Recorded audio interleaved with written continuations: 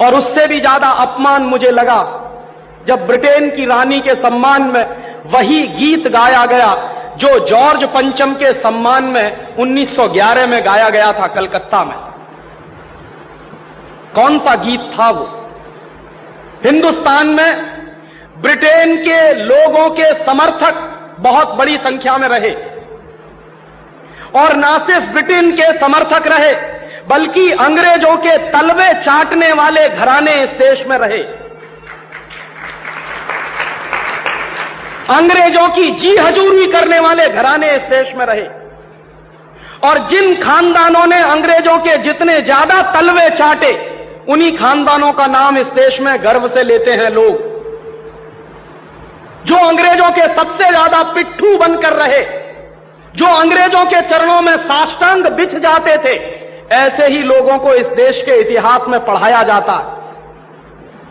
और ऐसा ही एक खानदान था जो अंग्रेजों की गुलामी में आकंठ डूबा हुआ था।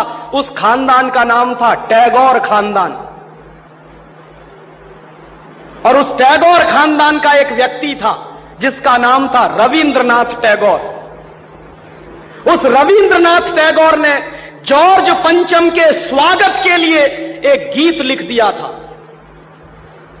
और ना सिर्फ उस आदमी ने वो गीत लिखा, बल्कि कलकत्ता में जब जॉर्ज पंचम पहुंचा और उस भरी सभा में जहां लाखों लोग उपस्थित थे, हिंदुस्तान की गुलामी का गीत गाया गया और ब्रिटेन के राजा का सम्मान किया गया। और ये काम रविंद्रनाथ टैगोर ने अपने मुंह से किया। और वो गीत कौन सा था जो रविंद्रनाथ टैगोर ने इंग्लैंड के राजा की स्तुति का गान करते हुए लिखा था? वो गीत वही है जिसको आप कहते हैं जनगण मन अधिनायक जय हे भारत भाग्य विधाता। बहुत शर्म आती है मेरे जैसे आदमी को जब वो गीत गाने के लिए कोई मुझे कहता है कि ये गाओ। क्यों गाएं उस गीत को? रविन्द्रनाथ टैगोर तो चापलूसी करते थे अंग्रेजों की, रविन्द्रनाथ टैगोर तो चाटुकार थे अंग्रेजों के, और रविन्द्रनाथ टैगोर तो साइकोफेंट थे अंग्रेजों के। इसलिए उन्होंने अंग्रेजों के राजा के सम्मान में वो गीत लिखा था। मैं तो नहीं हूं, मुझे तो अंग्रेजों की चापलूसी से कोई मतलब नहीं है। मैं तो अंग्रेजों का उससे ज्यादा विरोधी हूं जितना कोई हो सकता। लेकिन मेरे आजाद देश में उस गीत को बार बार गवाया जाए, यह मेरा राष्ट्रीय अपमान का प्रश्न है। और जिस गीत को अंग्रेजों के राजा जॉर्ज पंचम के स्वागत में गाया था रविन्द्रनाथ टैगोर ने, वही गीत 5 दिन पहले दिल्ली के एयरपोर्ट पर गाया गया महारानी के सम्मान में।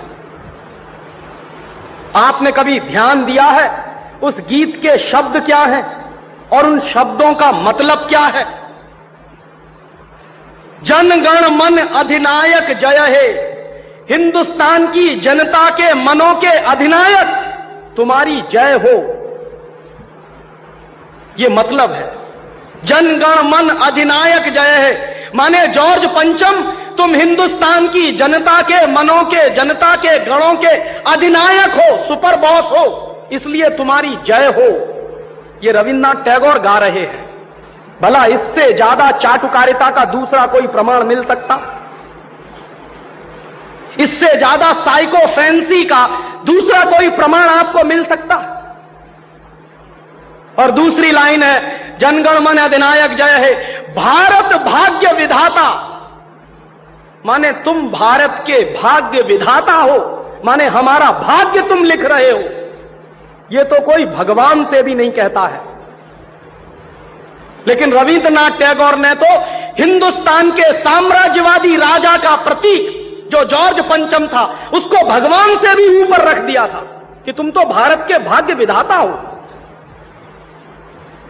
पंजाब सिंध गुजरात मराठा द्राविड़ उत्कल बंग, विंध्य हिमाचल यमुना जंगा, उच्छल जलधि तिरंग, तब शुभ नामे जागे तब शुभ आशीष मांगे।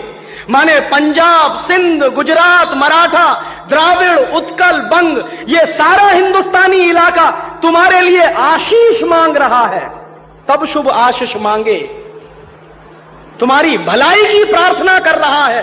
ये पूरा हिंदुस्तान जो अंग्रेजों की गुलामी में सिसक रहा था, उसको रविन्द्रनाथ टैगोर लिख रहे हैं कि ये सारा का सारा हिंदुस्तान तुम्हारे लिए आशीष मांग रहा है। तब शुभ आशीष मांगे। और वो सारी की सारी आशीष हम तुमको दे रहे हैं अपनी तरफ से। और अंत में जनगण मंगलदायक जय है भारत भाग्य विधाता, वही भारत के भाग्य विधाता तुम्हारा मंगल हो, तुम्हारा कल्याण हो। माने जो हमको गुलाम बनाने के लिए आए हैं उनकी चाटुकारिता में कोई आदमी कितना बिच सकता है, इसका यह निकृष्ट नमूना है। और अंत में वो कह रहे हैं कि जय है जय है जय है, माने तुम्हारी ही जय है, तुम्हारी ही जय है, तुम्हारी ही जय है। ऐसा गुलामी का प्रतीक गीत ये गुलामी के दिनों में गाया गया एक ऐसे हिंदुस्तानी की तरफ से जिसको शायद आप बड़े श्रद्धा की नजर से देखते हैं। और ये गीत जब गा दिया था उन्होंने और चरणों में बिछ गए थे रविंद्रनाथ टैगोर, तब अंग्रेजों ने उनको नोबेल प्राइज दिलवा दिया था पुरस्कार के रूप में। रविंद्रनाथ टैगोर को ऐसे ही नोबेल प्राइज नहीं मिला था।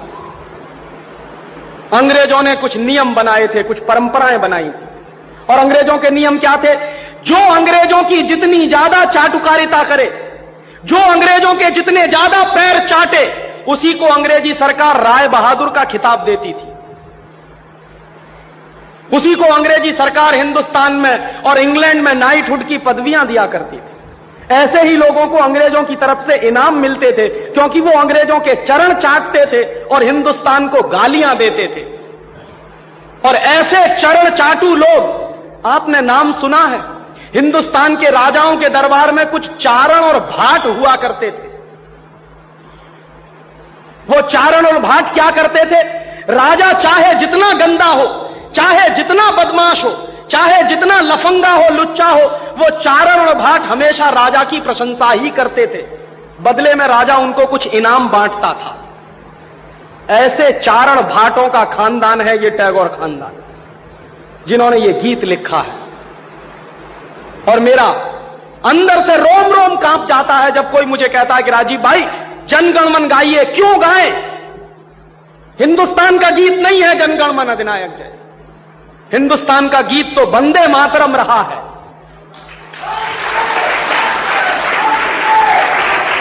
और यह वंदे मातरम जैसा गीत जो हिंदुस्तान की आजादी की लड़ाई का प्रतीक था, जो हिंदुस्तान के लोगों में खून में जोश भरने का काम करता था, उस वंदे मातरम जैसे गीत को हिंदुस्तान में राष्ट्रीय गीत का दर्जा दिलवाने में 50 साल लग गया हमको, अब जाके हुआ है। लेकिन जो गुलामी के जमाने का गीत था जनगण मन अधिनायक जय है, वो आजादी के तुरंत बाद हिंदुस्तान के उन गुलाम लोगों ने जो शरीर से आजाद होंगे लेकिन दिमाग से गुलाम होंगे, हिंदुस्तान का राष्ट्रीय गीत बनाया था उन्होंने।